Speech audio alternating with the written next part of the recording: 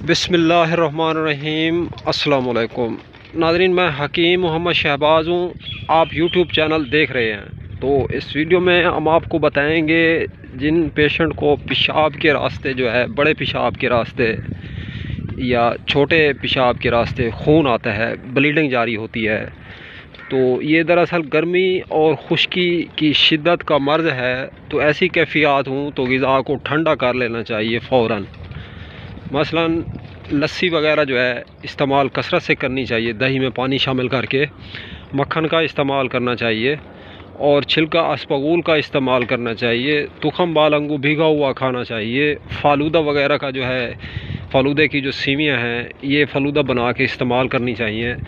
तो नाज़रीन, मुमकिन है कि फ़ौरी तौर पे जो है ये मसला आपका आसानी से हल हो जाए।